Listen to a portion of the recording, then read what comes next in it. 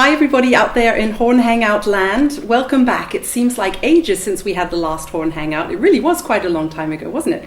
Anyway, I'm really happy to welcome my dear esteemed colleague Stefan Jezierski to the Horn Hangouts. Stefan, thank you so much for joining us today. Sarah, it's great to be here. I've been looking forward to this, and it's a great event, and I'm happy to be here. You've been actually a guest on the Horn Hangouts already twice, or three times. You were with Radovan? Yes, I said hello to Radovan. Who else do we have? Jeff Nelson? And Myron Bloom and Jeff Nelson. That's right. Well, we have some guests. We have some extra guests today. The Horn Hangout room is totally full. We don't only have Stefan and Jakob. Stefan's our cameraman. Jakob is our video mixer. We have the local TV team, which Stefan will show you now from the RBB. They're doing they're going to report on the Horn Hangouts for local TV, which is great. Hi, guys. Hello. And we also have some family of Stefan's mum and his cousin at the back there. Hi, you guys. Welcome to Horn Hangout land. So, Stefan, let's start.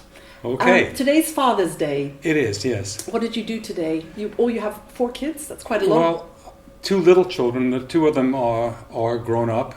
Are they watching? I think so, yes. Hi, guys. I think they're all watching, yes. Great. Yeah. Hi there. We have a free day from the orchestra. We have a concert tonight. You're not playing. I'm not playing, no. So do you have to cook for all your children tonight? No, probably not. Our nanny is coming tonight, and my wife has cooked for them now, so they'll have a meal now, and they'll just be relaxing in the evening. Great. Well, we'll work hard here on stage and think of you.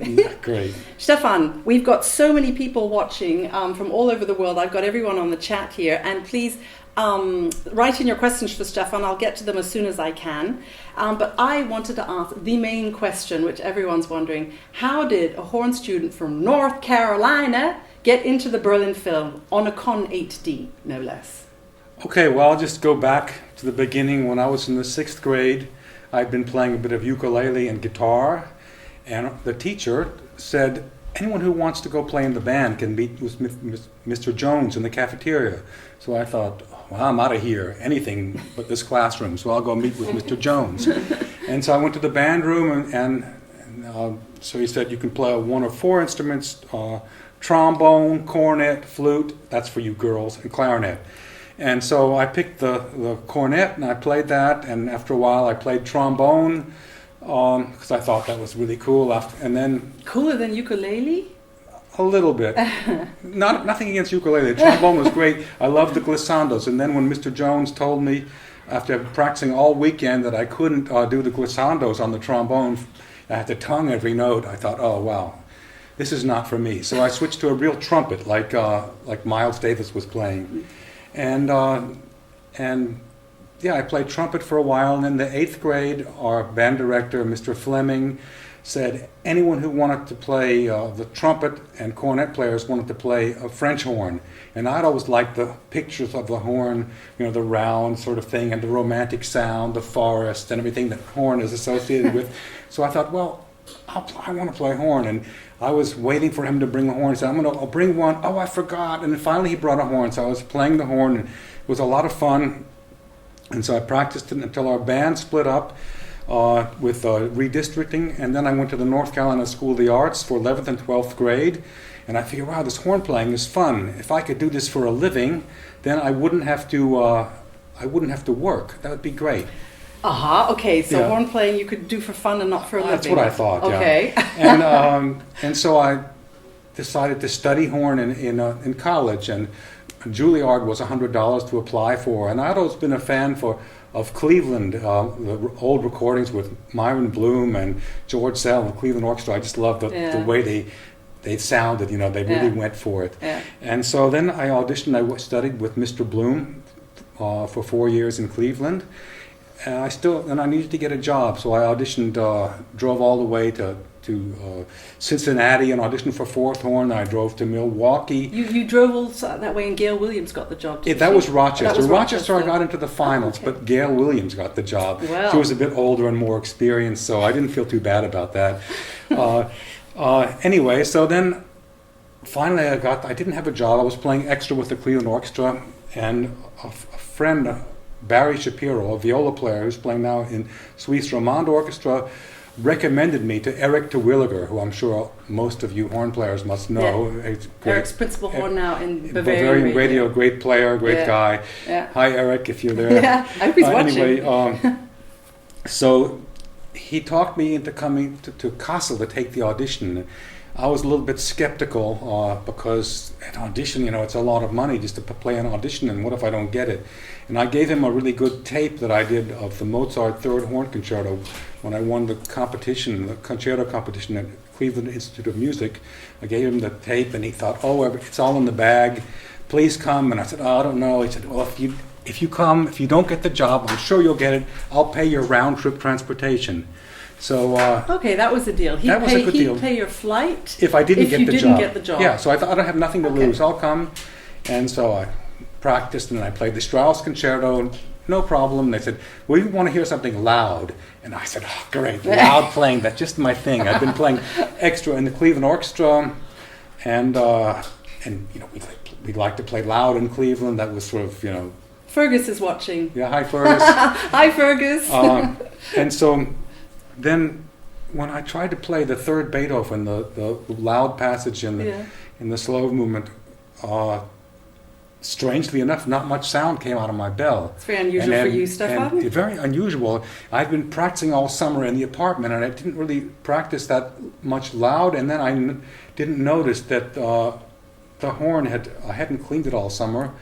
Anyway, so I tried to play loud. Nothing came out. Eric said he saw the dollar signs in front of his eyes. He thought and all the other horn players, they were just so upset. What's wrong? Why? And then one of the horn players said, "Oh, let me see your horn." They didn't give anyone the job that day. A guy, Jörg Fehrmann, in the orchestra in Kassel. "Let me see your horn." "The horn is kaputt. It's kaputt." And he went to the conductor and said, "The horn is kaputt." And then he took a mouthpiece brush and cleaned the lead pipe, and about 2 teaspoons of crud came out. He said, "Now play loud." So I, bah, bah. So then he told the conductor that his horn was kaput. Then I managed to get another chance in Kassel. I played some operas. I knew Albert Herring, and that was in their You were very repertoire. young, though. That's quite early. I was 21. That was 21, but you don't know that many operas at age 21. But I did know Albert Herring because we'd done it in school. I knew the Magic Flute and Albert Herring. And Albert Herring was something that had to be continued, so that was a big plus for me because they weren't rehearsing it, and someone had to play Albert Herring, and that it's not the easiest of operas, and so they gave you the job. They gave me I had to play again, and it was no problem. They gave me the job in Kassel. I was 21. Did you ever imagine starting in Germany? Yes. Well, the plan was to go to Germany for 2 years and then get some experience. Because you can't get it in the States, you couldn't get a job unless you had experience, and you couldn't get experience unless you had a job. So Europe for 2 years, I thought I would go to Europe. Okay, so then I was in the Kassel Orchestra, and I applied for the Pittsburgh Symphony Third Horn, and they said, "Well, no, we're not interested. No invitation." Why? Because they heard I was playing a Con 8D, and Andre Previn was the conductor, and from what I understood, he wanted only people that played brass horns because they wanted a more European sound. Anyway, so I didn't get an invitation for Pittsburgh. 2 weeks later, I did get the invitation for the Berlin Philharmonic. Now, were you such a self-confident young thing that you just thought you'd just go for it for the Berlin Philharmonic? Well, I figured, I didn't have anything to lose. But there was no one who would have paid for your ticket if you hadn't have got the job. No, I already had I had my job in Kassel. I'd been there for 2 years almost. Eric had no risk anymore. Yeah. Back then in Germany, if you got an invitation to a job, they would pay for your round trip, train ticket, plus your hotel. Even if you didn't get through to the final? Yeah. Okay. So that was if you got an invitation. And because there was a colleague, a friend of mine in Kassel, Günther Fritsche, who played in Bayreuth and knew Gerd Seifert and Manfred Clear, he recommended me to them. He said, "Oh, he's a good guy, good horn player." And so I got the invitation for the Berlin Philharmonic, and I wasn't... He'd give me some valuable tips. He said, "Okay." First, I played for him, tried to get the sound a little bit brighter and more focused. You have to open your hand. Open my hand a little bit, but I was still playing my Con 8D and my Giardinelli bored-out C10 mouthpiece. That's really American. Yeah. And so I was practicing just opening my hand a little bit, and so Günther said, "You go there and drink one beer before you play, no more, no less. And the best One thing, beer before you play, that's appalling advice. and the best thing, if you invite Mr. Hauptmann to have a beer with you. Mr. Hauptmann, the principal horn. He is former principal horn player. Okay. And so I had a beer with Norbert Hauptmann before the audition. I went on stage. I wasn't at all nervous because they said, they don't take Americans for the Berlin Philharmonic, and especially playing on a Con D. So you might as well So I just beer. went out and played basically for fun. And I it was going pretty well, except, the first note of the cadenza I split, but I thought, that's it then. But then they said, okay, come back in 2 weeks and play for Mr. von Karajan. And I still thought it was a preliminary audition for foreigners. I wasn't really nervous because there weren't that many. So you had to do a private audition for Karajan? Well, so no, the whole orchestra was there, but he wasn't there for the first audition. Okay. There was January 18th, 1978. Was it the same? 1978? Yeah. Oh, that makes me feel so young. Yeah. Well, you are. No, yes, thank you. More.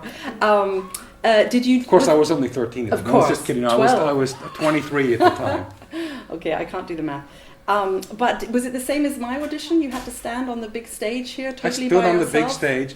The first time we had 3 people in the finals, and we had to play one after the other, all 3. Yeah. And one of them got invited. John Stobart got into the academy, and they asked me to play in the orchestra. This was like the second audition. Yeah. And anyway, I was playing along, and it went really well. And then I played Till Eulenspiegel, a low part. In my This was the audition for third horn. We didn't yeah, for say third that. horn. Yeah.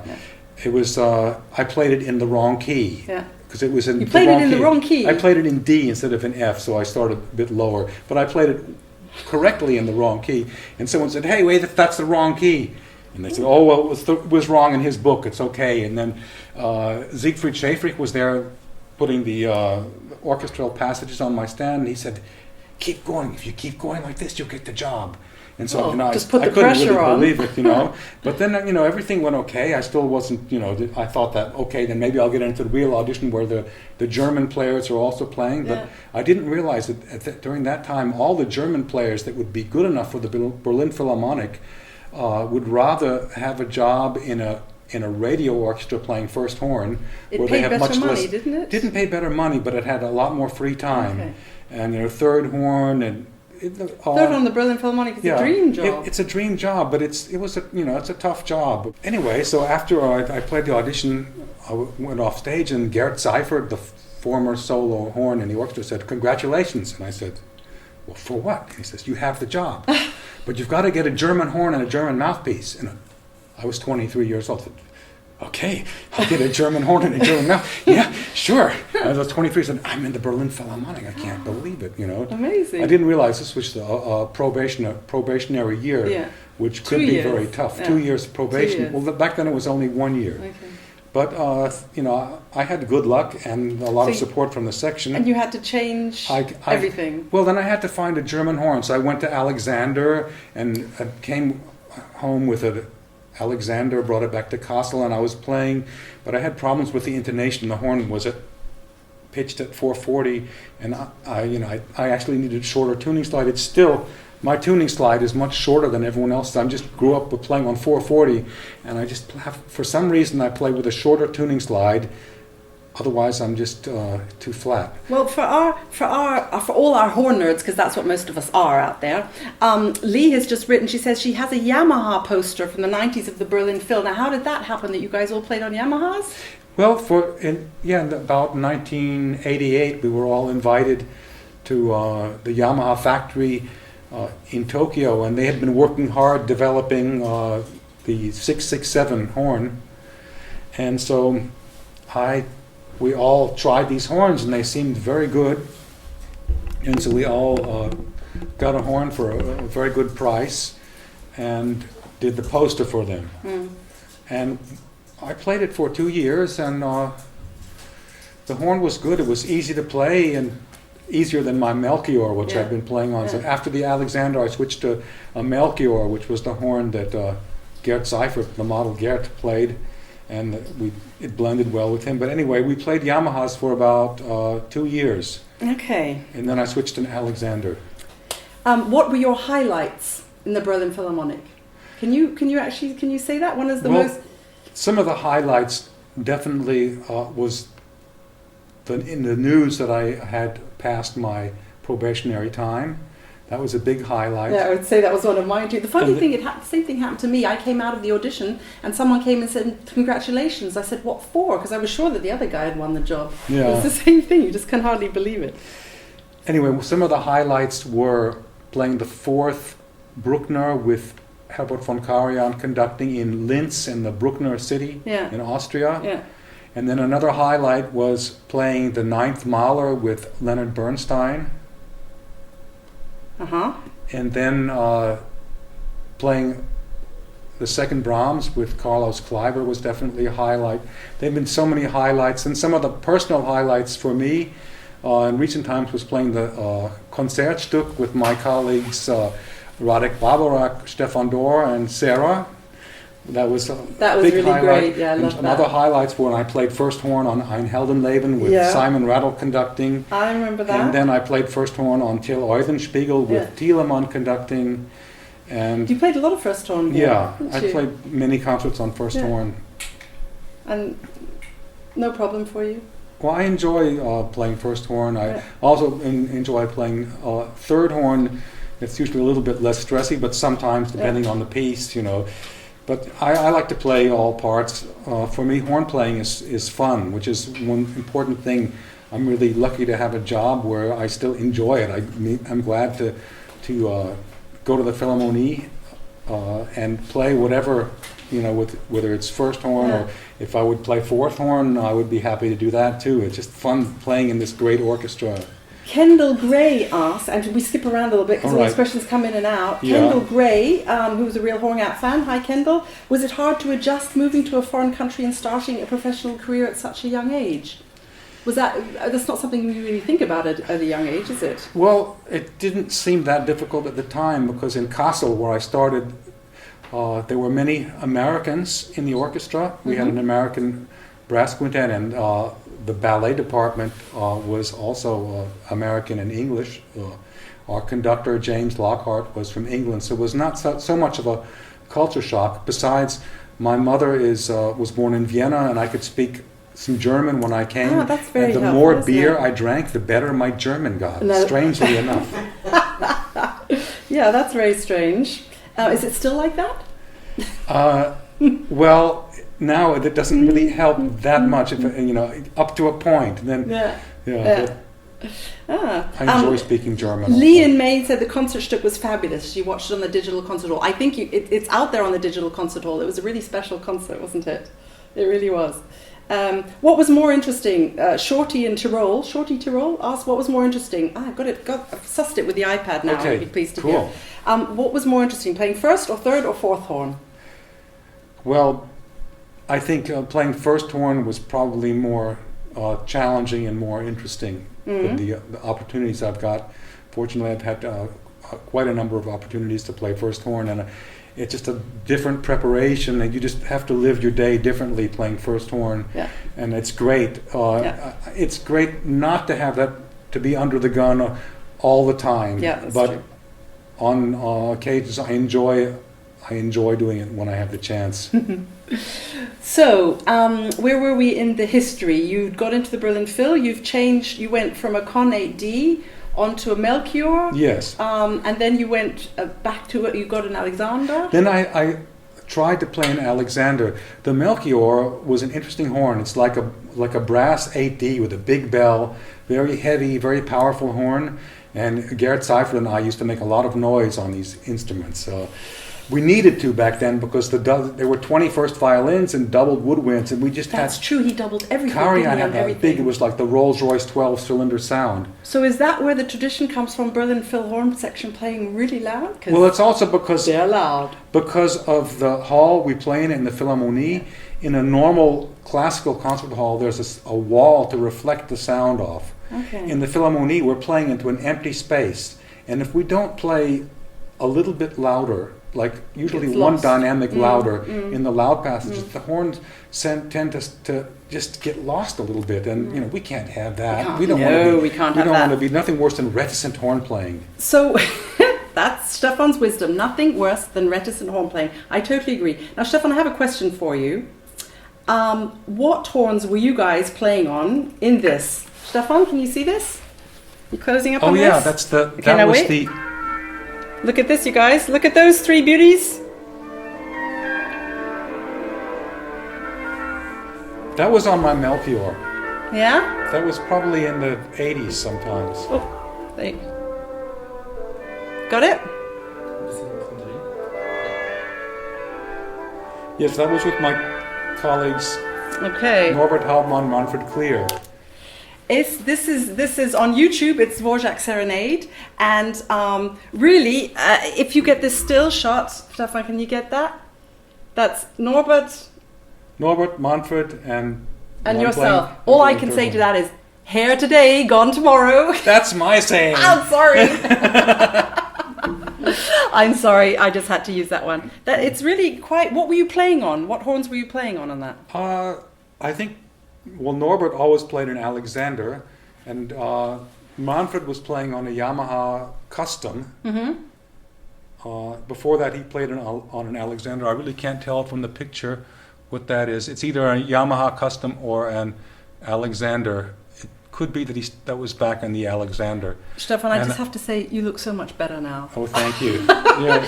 You just look so much better now. Honestly, really. Well, and the two of them, now, Manfred, bless his heart. Yeah. Manfred died No, it was 2 great. years ago. Yeah.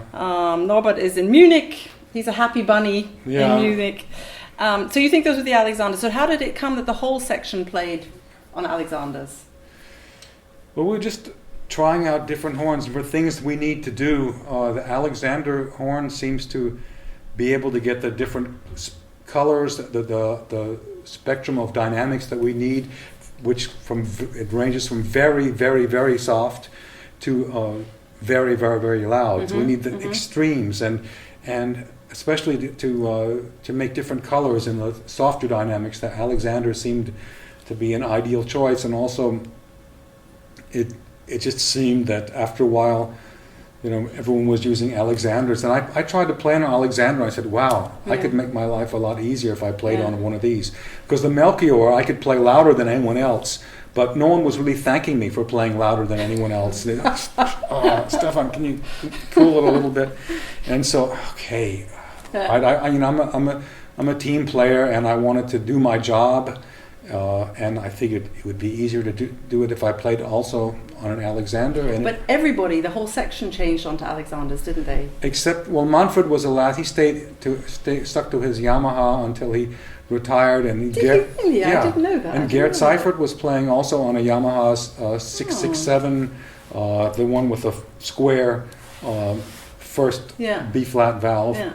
I think 667V or whatever. He was playing that until he retired, and after that, everyone was playing. Because now we all play Alexanders, Yeah. and that's actually a requirement. Not to do the audition. You can do an audition, like you got an audition on a different one, but to fit in with the section. It's an unofficial requirement. Unofficial. Okay, unofficial even. Unofficial, yeah. We've been in Germany too long. Yeah. Okay, now we've got all these questions. So what I'm going to do is just shoot some questions at you from the viewers, because they're having a nice chat. My mum is watching. Oh, great. So hello, Hi. Mum. And Steve Mead is watching. So hi, Steve. Thanks for Hi, watching. Steve. And you've got people all over the place. Hadley Reynolds, Fergus is up on the chat. Fergus is now a professional on the chat because he did the Berlin Phil chat Fantastic. recently. So he knows how that works. Pierre Serrazi, who I think you're from Switzerland, is that right? Hi, Stefan, could you explain the differences between German and other horns and mouthpieces? It's pretty obvious when it comes to Viennese horns, but I think he means, he says, is it as marked as the difference between piston and rotary trumpets? Well, the German horns, basically, all over the world, people are playing German-style horns. Mm-hmm. The Kahn 8D, the Holton, these were copies of a Kruspe horns, and then the Lewis horns and Rauch and Hill horns and Atkinson horns. They're all based on German designs. Mm-hmm. The only real different horns are the French horns from France with the ascending third valve, which not many people use these days. So basically what people call a horn or a French horn is a German horn or a copy of a German horn. Okay. Okay. And there's all sorts of, what is your favorite beer? Jenica asks. I love those sort of questions. Those are really cool questions. What is your favorite beer, Stefan? You're not really a beer man, are you? Well, I really like Pilsner Urquell, and I like Radeberger beer, and okay. Those are two. Those are your two ones, but you're actually a red wine man. I usually drink red wine. Yeah. Stefan likes his red wine. If you just want to see what sort of different questions here, Lee in Maine says your glasses are much better now than on the video. Okay. So I hope for that. Then we have some more nice horny questions. Am I allowed to say that? Pat says, how do you prepare for your most challenging third horn solo? Now my question to that would be, what is the most challenging third horn solo? It could be something like the Brahms Piano Concertos, number 1 or number 3. Mm-hmm. I prepare it like I would prepare for any other solo concerto or solo concerto is a little bit different, but if I was playing first horn, these pieces are as demanding as most pieces are on first horn. So what I like to do is play for an hour in the morning, just warm up carefully with the Farkas warm up. You're a big Farkas warm up fan. Yeah. Recently, in the last 2 years, I've gotten really into doing the Farkas warm-up every day, and I've noticed the benefits. I used to be a bit lazy about it. Farkas warm-up and then scale. It's just basic things like that. I got to tell you guys, Stefan has his seat in the horn room. So when you come into the horn room and Stefan's there, usually in our horn room, you can hear who's warming up before you even get into the room. You know who it is. And if you hear Stefan, you hear the Farkas, you open the door, and he's right at the end of the horn room, right next to the window. That's Stefan's seat. Yeah, it's good feng shui. You should be feng shui. Far from the door and facing the door. You can see who comes in. Well, I must say your wardrobe, your locker certainly doesn't look very feng shui-like. No. Yes, well, that's the only reason they took a girl in the horn section was to tidy up the horn room. That's true. I'm just not very good at it. That's true, you're right. Good. Mark in Zurich asks, hi Stefan, I don't know if you've worked with kids, but suppose you met an 11-year-old horn enthusiast, what would you do to support him? I would make sure that he has fun playing horn. That's the main thing. And then I would make sure he uses the air properly and has an embouchure which can function. So is he doesn't 11 have to change too young with the teeth, do you think? It depends on the individual, how big the 11-year-old is, and if he has braces. I think if one has braces, that can be a problem. But I don't think 11 years old is necessarily too young. I started with the trumpet when I was 12, and so. Well, actually, the cornet, and so I think it's an okay time to start. Okay. Well, that's good. So you would you've had another beer recommendation. I'm sorry to skip around like this, but someone's recommended beer from Belgium. Oh yeah, that has a lot of alcohol. Affligem beer from Belgium. Thanks, Jack. That was Jack. It's good, but it has a lot of alcohol. I have to be careful with it. Now, there's a question that a few people have seconded. Would like me to ask this from somebody called Horn. Very original name on the chat. Thank you, Horn. Have you ever suffered from an injury, or have the Berlin horns been through a serious injury, and how did you go about it? Now, I ask you this because I know it's not something you talk about that much, but you woke up one morning with a really bad, it wasn't an injury, it was a, it was one morning in 1997. I woke up and I was going to warm up, play, and I noticed I couldn't get above the high register. So I was a little bit concerned, and so I put What do you mean you couldn't get above the high register? I was playing, and I mean above the middle register. Okay. I couldn't play any high notes. Sorry, I answered that wrong. I still can't get above the high register. I would like to get above the high register. I'm not quite sure that I couldn't play above the middle register, and I've had bad chops, but this is really not good. So I put the horn away. I went to the gym with my girlfriend, did a light workout, and then I came back and tried to practice again, and it was even worse. And so I was quite concerned. But there are bad days, aren't there? There are bad days, but this, and I've had bad chops before, but this was something different. So I went to the hospital, and something is wrong. I can't play above the high register. Did you feel? No, I didn't really feel No, you just anything, but I couldn't went there, and Okay. and then the guy looked at my tongue and put some salt and sugar on it, some taste tests, and I couldn't really taste the difference, and the one side of my face was a bit, I couldn't get any tension there, and he said, "Oh, well, you have Bell's palsy," and I said, "What is that? Will it, is this going to go away?" "Oh yeah, well, yeah, it usually goes away." "Well, how long is it going to last?" And he said, "Well, maybe 2 weeks, maybe 2 months. Sometimes it never goes away." And I was totally destroyed. Oh, wow, well, I'm a horn player. What am I going to do? And so he gave me some vitamin pills, and that was that. It wasn't really very good. Probably I should have been on massive doses of cortisone right away. It would have gone away a lot quicker, but I didn't. So then I went to a nerve doctor, and he gave me some medicine, and he prescribed lymph drainage. But no one can really understand as a horn player, as a non-horn player, what that actually means. It's like, oh, you have Bell's palsy, it could so go this away. side of my face here was, I had no strength. I couldn't press my lips together. I had a difficult time even closing my eye, my left eye. How long did this all go on for? I couldn't play a note then for 3 months, and Wow. so I tried everything. I lived very, very clean. Must be difficult. It was difficult, but I figured I had to try everything. Yeah. Sorry. Moderate sport. This is the advantage of interviewing someone you know well. No alcohol, no other, things, Yeah. And so a little bit of sport, but not overdoing it, and making sure I didn't get cold air on my face. And what about your mental state? Because it must have been terrifying. I was very, very upset for it was before I was in the orchestra. a few days. This was 1997, and I was very upset. I was, what am I going to do? Will I become a conductor? I can always conduct someplace, or am I going to be a teacher or something? Or will I maybe move to the Bahamas and become a tennis trainer? Well, that's actually doesn't sound too bad, does it? What am I going to do? And so what did you do? How did it get bad? I mean, you lived healthily. I lived healthily. I just waited. I was hoping it was get better. I did physical therapy, lymph drainage, and then I went to acupuncture. The acupuncture doctor, after 3 months of no improvement, he said, "Try to play a note."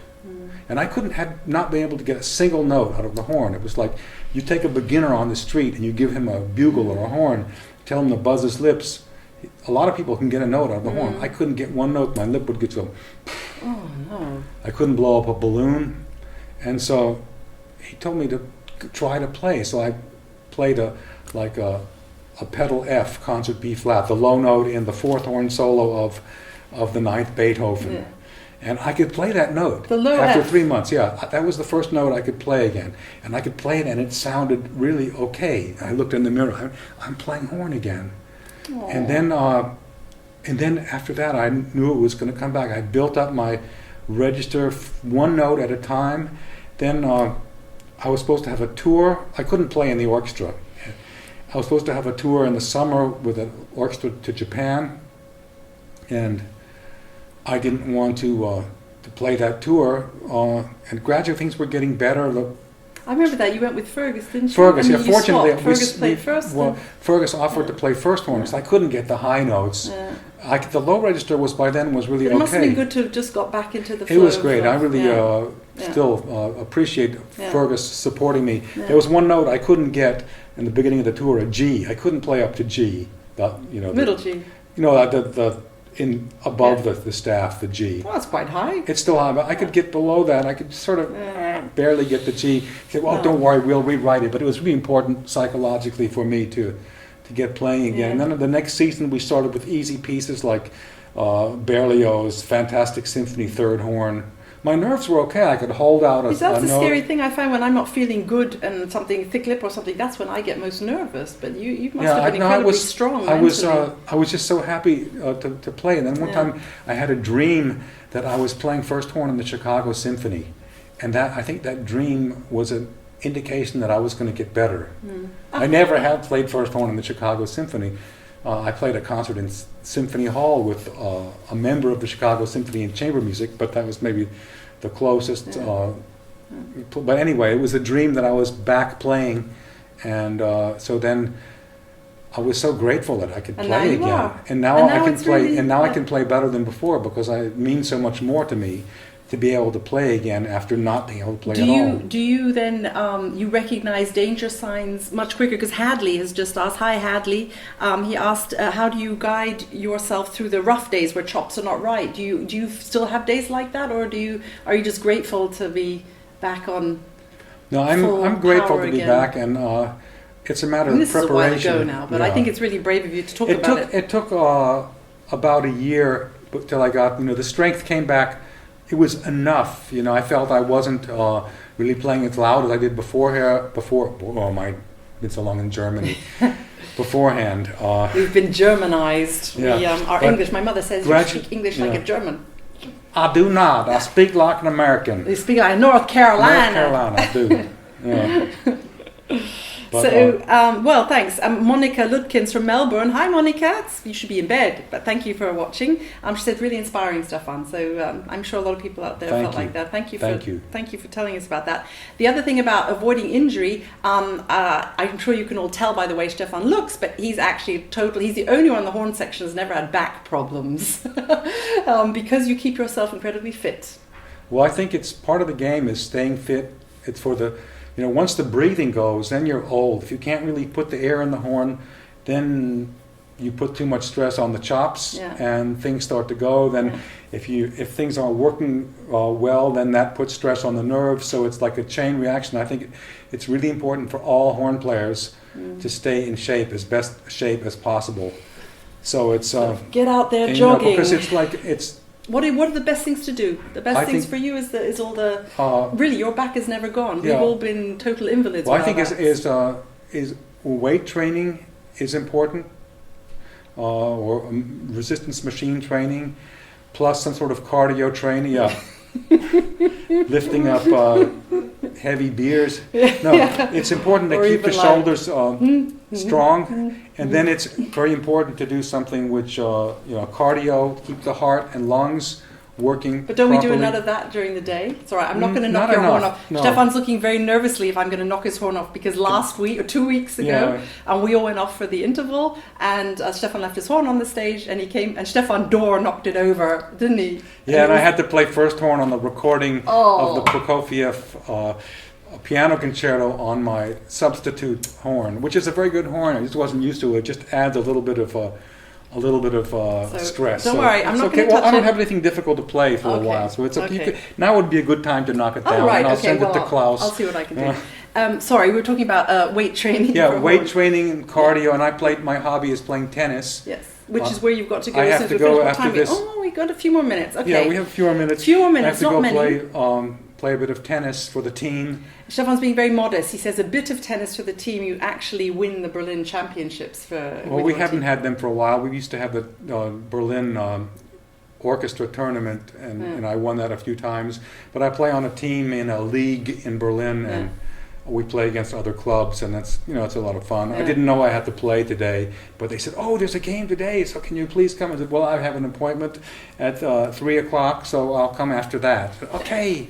So many people are watching. It's really, we've even just had someone from Puerto Rico writing in. I'm just trying to find what he asked. Samuel from Puerto Rico asked, "Hi Stefan, I'm a horn player and I'm studying architecture. I'm interested to know what kind of space you like to play the horn in." Hi to Puerto Rico. I like to play horn in a room that sounds good and looks good. Usually a bigger room is nice, but don't always get the opportunity. Yeah. And what, like the Philharmonie? Like the Philharmonie, for What is example. your favorite concert hall? I would say I have several. The Philharmonie is one. I love Severance Hall in Cleveland. I love Carnegie Hall. and Symphony Hall in Boston. Yeah. There are also some new halls which are great. Walt Disney Hall, Walt Disney Hall, that was very nice. And in Japan, they have amazing concerts. Suntory halls. Yeah. Japan has Suntory so many good concerts halls. Anyone in Japan. watching from Japan out there? Write in and tell us. Yeah. Maybe Midori's out there. Hello. How about another quick question? We got to get to. Nola says she gets dry lips when she plays. Do you have any tips to keep them moist while playing? Yes. Drink plenty of water before you go on stage. But then you've got to start drinking not at 2 hours before, but all day, so that you have time to empty the bladder before very being on stage. I put. remember recently I was playing Mazel's Ring without words, and that lasts an hour and 20 minutes. And after the first 10 minutes, I noticed that my bladder was full. But that's not as bad as the story that Barenboim told us. Barenboim said that he was conducting Rheingold, and he realized at the 8th horn solo. Now the 8th horn solo comes at bar 36 or something. Yeah. Comes right at the beginning, bar 36. He said he realized when the 8th horn started playing the solo that he had to go to the bathroom. And the problem with Rheingold is it goes 2 hours 40 minutes and there's no interval break. So I think that was probably quite painful, but that's happened to all of us. Yeah. So drink in the morning, plenty of water. Okay. Reduce the liquids about 2 hours before the concert. Mm-hmm. But then you'll be hydrated enough. Okay. If the mouth gets dry, it means that you're dehydrated. Okay, good. Now they're coming in fast. Everyone knows when the Horn Hangouts are almost finished, and then they're very quiet at the beginning, and then they hit me with them all. Okay, well we'll do these like this. Tim from Sydney says, "Hi Stefan, I'm playing third horn in Rosenkavalier for the next concert. Any advice for the tuttis, solos, and overall preparation?" So give us a. Just prepare like for any other piece. Just with the mentally listen to the recording. With the part, so you really know it. Make sure you get the right transpositions. Okay. And good luck. Have fun. Whiskers, that's a nice name. How do you train yourself to play higher notes? Practice high. Practice high all the time, huh? No, just you have to practice those notes and play the notes with crescendos, and just really keep a lot of tension in the lips. Mm-hmm. And don't press too much on the upper lip. Chelsea says, "I already have back and shoulder problems at age 17. How should I deal with this long term?" Start with a sport, maybe like swimming. Mm-hmm. Maybe do some yoga or something to make sure you don't have too much tension, and start with weight training and cardio training. Okay. This is a good one. Michael says, any tips from improving my tennis serve? He's from Seoul. Yes. Seoul, Korea. Hi, Seoul, Korea. Yeah. So make sure the toss, that you're practicing tossing the ball up, and make sure that you have contact with the ball when you hit it. And you want to use your horn to show that? No. And also make sure you follow through your serve and breathe out when you're hitting the ball. Okay, so. Okay, that's quite good. Yeah. Good for the lungs to get everything in training. Okay. Kendall Gray has asked, funniest conductor. I know Kendall Betts was out there. Kendall, I know you two Kendalls out there. Hi, both Kendalls. You know Kendall Betts, don't you? Betts, sure. He's watching, but I forgot your question. Kendall. Sorry, Kendall. I saw it miles away, but you can ask it again. Kendall Gray asks, funniest conductor section moment during your time in the orchestra. Ooh. Oh, getting a bit nervous. Yeah. I don't know if I can remember that. There've been so many. The good thing about our section is that we have so much fun. We have, yeah. One of our great moments was when you put on flippers and a mask to do a video about the Waldbühne, but that wasn't on stage. What's happened on stage? Oh, I can't think of anything in particular. Oh, well, there was one conductor whose remain tales, nameless. I won't say any names, but he had put on maybe a bit of weight, and he was conducting along, and one of his shoulders ripped out, and so his tails was hanging, and the other shoulder ripped, and then the back ripped, and oh dear, that was quite funny. Oh yeah, and he didn't stop conducting? No, the show must go on. What are you going to do? Lose your clothes. Okay, guys, you are really so busy. Just a quick question from Campbell from Brisbane. Can you talk about your activity with the Orchestra Academy? Because you're one of the teachers for our Carry-On Academy. Sounds like an exciting program for so many of us. It's a great privilege to teach the talented young players from the Carry-On Academy, and my... I didn't get in. Yeah, but you're in the orchestra. Okay. My, that's another story. Biggest success is André Just, who's now our new horn player in the section. Yeah. And he was my student for 2 years in the academy, and other students in top orchestras in Germany studied with me. the Academy. I'm very proud of them. Of course, they were good when they started, but I You've had a lot got of down on their successes. case. I'm a strict teacher You're and very strict. don't let anything go by, No. so I make sure that No. they're prepared for the auditions. Yeah. And Shelley has asked, Stefan, tell us about your silver horn, because as you can see, you guys, mine is a beautiful gold brass horn, and Stefan's... That's a beautiful silver-plated brass horn. This is a normal brass Alexander 103, hand-hammered. This part is hand-hammered. Which is a question somebody asked, sorry I forgot that, why do we like playing on hand-hammered horns? They have a little bit more sound. They make a little bit more noise. Yeah, a bit more noise, we like to play that. We need to, yeah. So Stefan, why does your horn have to be silver-plated and all the rest of us have gold-plated? The lacquer, the rest of them have lacquered horns. With me, the lacquer chips off in the bell, and then the bell gets pitted, and so I don't like lacquer. And if I don't put anything on the horn, then my hands turn green and smell funny, and I don't like that either. You just like to look different on the TV, well, right? No, I think for me, it's a logical choice. The silver doesn't affect the playing qualities of the horn. Matches your mouthpiece? It matches my mouthpiece. Yeah. It might match your hair, but we don't know. No. That was really mean. But it just, for me, it's a very nice surface for the horn, and it lasts longer than lacquer, so it's not really more expensive. And I just sort of, I used to have. What's your mouthpiece? Someone was asking. I have a very standard Schilke number 29. Okay. I've tried many mouthpieces. This seems to be the one that I can do my job the best with. Gosh, we've had so many questions. Stefan has been such a hero with answering so many questions in a short time. Really, it's amazing. We've had your history. I'm going to stop with the questions now. You're going to get to see the chat, so you can see how many people are writing in. Do write in if you have any more messages for Stefan, because he'll be reading this later. What would you advise for a young player wanting to come to Germany to study? I would say to come for at least 2 weeks. And make sure, that it's possible to see some concerts, preferably with the Berlin Philharmonic, but also if not possible, then with another orchestra. Best thing is to come to Berlin and maybe take some lessons with someone from the orchestra, and then prepare for an audition for a music conservatory. Yeah, that would be the. Because a lot of people ask that question. Yeah. And I wanted to ask, what would you do if you didn't play horn in the Berlin Philharmonic? What could you imagine doing with your life? Tennis? Well, no, I'm not good enough to. No? No, my eyes would have to be better. I don't know. Back before I started playing horn, I thought maybe I'd be like, maybe a doctor or a scientist. But then they said you have to be good at mathematics, and I was terrible at mathematics. Then I thought, oh well, horn. They said, well, you have to be good at mathematics Counting, for a horn, yeah. but if you can count to 4 over and over again, then it's enough even. mathematics for horn, I think. So that's why I've decided on music. What can you imagine for the future? What are your?